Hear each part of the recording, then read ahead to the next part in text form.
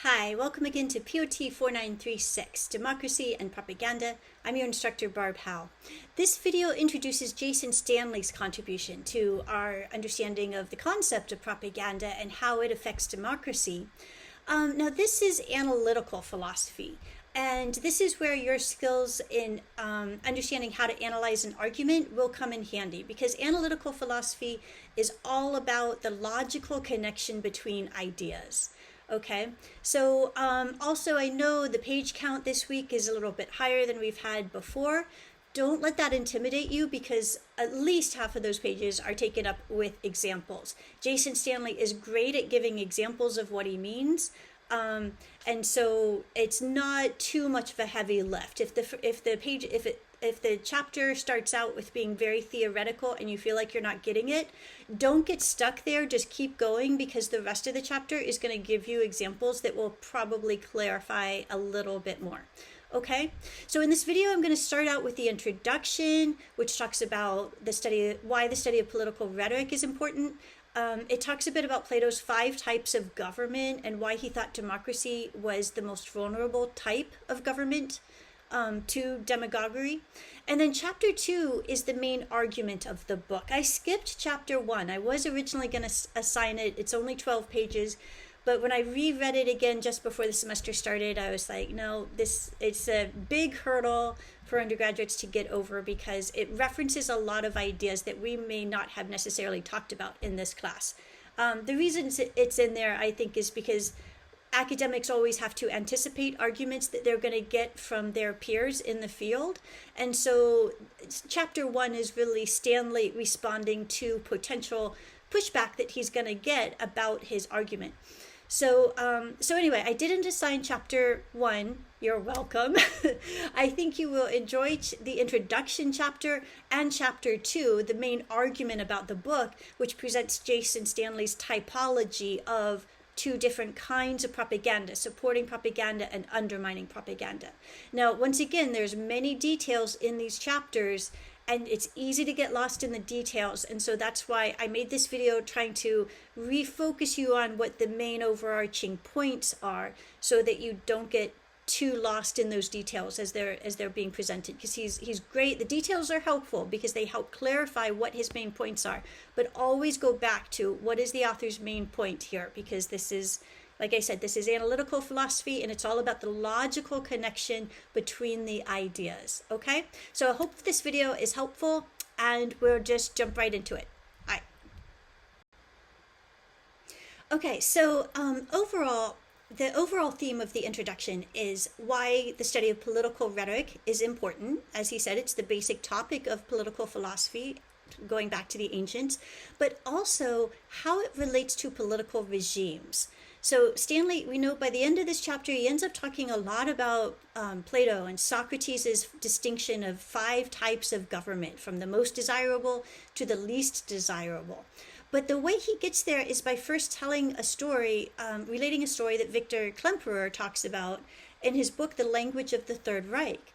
In that book, Klemperer talks about this student who lived with him and his family, who later becomes enamored with Nazi ideology and gets involved with the Nazi youth and all that. And Klemperer is having a conversation with this person, asking them, how can you believe all of those things when you've lived with me and my family? You know that we are not all of the things that the Nazis say Jewish people are. How is it possible for you to still hold those beliefs, to agree with that ideology? So that's the purpose of Jason Stanley's study on propaganda. It's to explain, how can stuff like that happen? We have seen examples of this more closer to our own time too, with the rise of populist nationalism all around the world, like not only in the US, but in many countries in Europe, this rise of populism right now that's driven by demagoguery. So Stanley is trying to explain how it is that populist demagogues can use language to lure people into having these self-contradictory beliefs that go against even their own personal lived experience. Even when they've seen with their own eyes something, they still will be taken in by demagogic speech. So that's the purpose of that story there. It's to show like how political rhetoric is connected to the types of regimes that we live under, okay? So by the end of the chapter, Stanley has defined he says that political rhetoric, my word for political rhetoric is propaganda, and there's two kinds of political rhetoric. There's demagogic speech and there's civic rhetoric. Demagogic speech he will eventually call undermining propaganda, and civic rhetoric will become another term for supporting propaganda.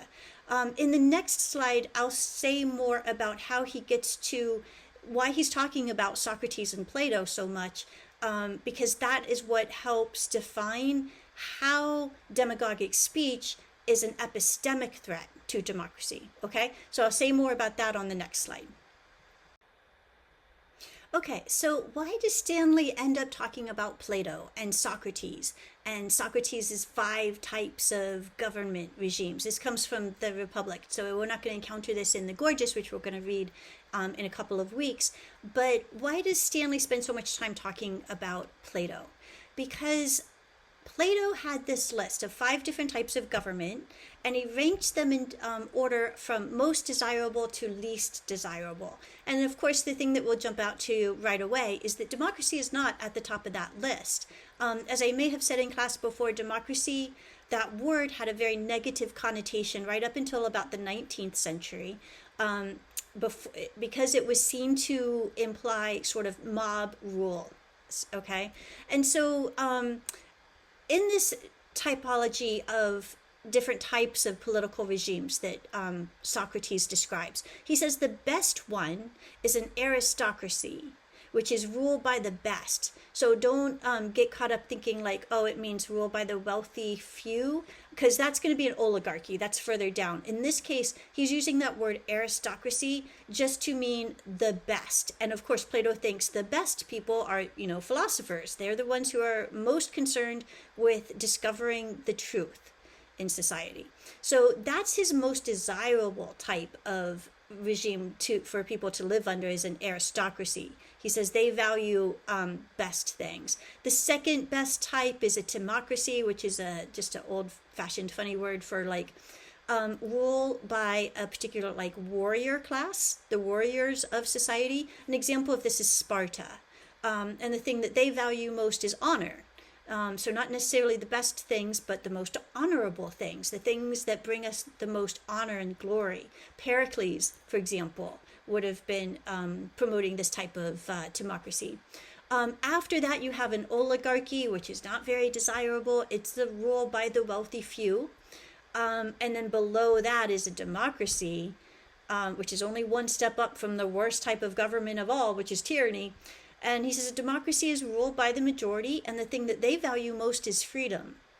So the question is, why did Plato put democracy so far down on that list? Why is it the second to least worst thing that people could live under? That's the question. So the reason why is because Plato says is because it can so easily slide into tyranny. And what makes it easily slide into tyranny is that the masses can be easily misled by a demagogue, right? So that's how the point of this story is to explain how demagoguery threatens democracy. Okay, so that's basically what you need to know for that chapter. We'll talk about that a little bit more, but if you have that understanding in your head, that background understanding in your head as you go in to read this, I think you'll be able to anticipate a little bit more, to follow his argument a little bit more easily in this chapter. Okay? Okay, so chapter 2, propaganda defined. Yes, I know this is a long chapter. It's 40-something pages in the PDF, but the good news is half of those pages are literally examples of what he's talking about in the first half of the pages, okay? So the examples begin on page 58 of the book, which is page 20 of the PDF, in case you want to, space your energy likewise. Also, that lets you know, don't get too hung up in understanding the first 20 pages before you've read the second 20 pages, because the second 20 pages will help explain more of what he means in the first 20 pages. The first 20 pages, he begins talking fairly abstractly, and he says that this begins with two claims about propaganda that Stanley says are false. Now, one of those claims is very common to almost all definitions of propaganda, and that's the idea that propaganda does not have to be limited to false information or disinformation. As I've said in previous videos before, that propaganda can definitely include information that is 100% true. The purpose, as we learned, I guess, with Elul, maybe before that with others as well, the common definition of propaganda is that it is rhetoric intended to achieve some political goal, right? Okay, so we're pretty clear about the falsity claim, what he calls the falsity condition, not being valid. But then there's a second claim that Stanley says he's going to talk about, and that one is less common, but it's very important to Stanley's argument. And that second claim is that propaganda does not have to be insincere. In other words, if somebody is talking sincerely about their true beliefs, like they're not trying to mislead you, they sincerely believe these things, that is still propaganda, okay? So why is that? So let me back up a bit and say the reason why Stanley wants to make this distinction is because sincerity can coexist entirely alongside false ideologies. In fact, that's how false ideologies work, is that they make people sincerely believe these false self-contradictory claims to justify an unjust society because they want to, okay? So it's not a matter of those people intending to mislead you. It's just that in their own heads, to justify it to themselves, maybe to make themselves, less uncomfortable with living in such an unjust society, they have to make up these self-contradictory beliefs in order to justify this is the way things are, okay? So remember we said in one of the previous slides that an unjust society divides people into groups and then delegates out privileges based on which group you are in. If you're in a society like that, and to an extent our own society is like that as well, many other societies have been like that much more so, but we are certainly not free of that ourselves in the United States. If you live in such a society like that, a lot of what you're going to encounter is propaganda because it's based upon this false ideology that such distribution of resources is justified somehow for some reason, right? So if we excluded all sincere beliefs as not being part of propaganda, we would be missing like a big incoming missile that's intended to implode democracy. Okay, if you think about, I don't know why that image popped into my head, but if you think about democracy as this fragile thing, and it has like a missile shield over it, there's missiles coming at it that are trying to destroy it. False ideology and the very sincere beliefs that people who are living under false ideologies possess is a huge missile that could pierce through that shield and destroy any hope of democracy. So if we miss that, we miss something very, very crucial to understanding about how to protect democracy. So it's really, really important, and I want you to be very careful in reading this section, maybe even twice if you have to. You don't need to read the examples twice, but it's worth it to make an effort to understand exactly why this insincerity claims, he calls it, is false. That this is, and the reason why this is again, this whole point of Stanley's argument is that he's arguing that there is this very strong connection between ideology and propaganda. And false ideologies mask the contradictions of the undermining propaganda, which is his main typology. A typology is just when scholars put things into different categories. If there's two different kinds of things, they call it a typology. So Stanley's main typology of propaganda is that there's supporting propaganda and there's undermining propaganda. And that's actually the overall main takeaway of chapter 2, is him introducing these two concepts of supporting propaganda versus undermining propaganda. But before he can do that, he has to explain about why these two claims, the falsity condition and the insincerity condition, are wrong. Okay, so that's what he focuses on in this first part of chapter 2. The next part I will explain more on the next slide. Okay, so the second main part of the argument in chapter 2 is the connection between propaganda and ideology. Now, Stanley says explaining why the insincerity condition is false reveals that connection. Okay, what makes propaganda so damaging is that it's all about emotions detached from their ideas. All right, I think that's page 48. I forget what it is in the PDF, but he says, if you think about this, propaganda is not simply about closing off rational debate by using emotional appeal. That's what some other traditional concepts of propaganda have included. That almost all of the definitions of propaganda that I came across in my research include some version of that. But Stanley says it's a little bit more complicated than that. It's not that something using emotion doesn't make it propaganda. Emotions play, actually, this is just a side note, but emotions play an important role in political philosophy and political theory. And the reason why that is because we think about our desire to live in a just society is motivated in part by emotion.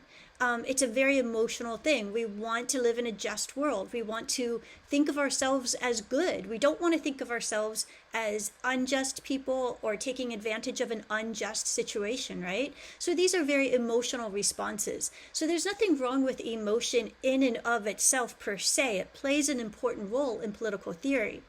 Where it becomes propaganda, Stanley says, is when the emotions are detached from their ideas. Now, what does that mean? Say, I have a desire for justice, but I fall victim to some demagogue who's calling for some unjust policy because the emotions have become detached from the ideals that have inspired them. So I'm still motivated by my desire for justice, but I'm getting misled by this demagogue who is using the language of liberalism that I normally associate with justice to lead me to believe that these unjust policies, such as segregating Jews into ghettos, denying people certain privileges based on what group they belong to, I get sucked into believing in those sorts of things by that demagogue using the language that inspires that emotion within me for justice, right? So I wish Stanley had made that point a little bit more clear. I don't think that's clear at all in this chapter, but that's what he means. I think that's what he means by emotions detached from their ideas when he says that on page 48. So Stanley says, this is the result. The result of this is that there are two kinds of propaganda. There's propaganda that supports the ideals that it claims that it's based on, and then there's propaganda that undermines those ideals. So that definition, I think, is on page 52 to 53. So I want you to especially focus on that. Make sure that's down in your notes. And also go through the examples, because the examples are great. They will really help you understand what he means. And it goes back to one of the readings that we read, very first class period. I think I assigned W.B. Du Bois's Criteria of Negro Art, written in 1926. Stanley references that, and he actually explains it a bit more. I just assigned it. It was the first week of class, so we didn't have a chance to talk about it. But I assigned it for a reason, because, I knew it'd be coming up again in Stanley's work. And it's a great example of supporting propaganda. So it's propaganda that is using emotion, but it's in support of the ideals in which it claims to be founded. So when Du Bois is calling on people of color to produce their own art depicting the full humanity of Black people, that's in support of increasing democracy and increasing representation and increasing all of the ideals that liberal democracies are founded on. Okay? And that's the opposite of undermining propaganda, which would be, the opposite, which would be like using emotions and the language of those ideals to actually do something that results in us being pushed farther away from those ideals that we claim to believe in, right? So this is a great chapter. I know this has been a little bit longer video, and the pages that I've assigned for you to read are a little bit longer, but bear with me through it. I think that in the end, you'll find it very rewarding. and it's good practice. It just sets us up well to get into Plato next week. Okay?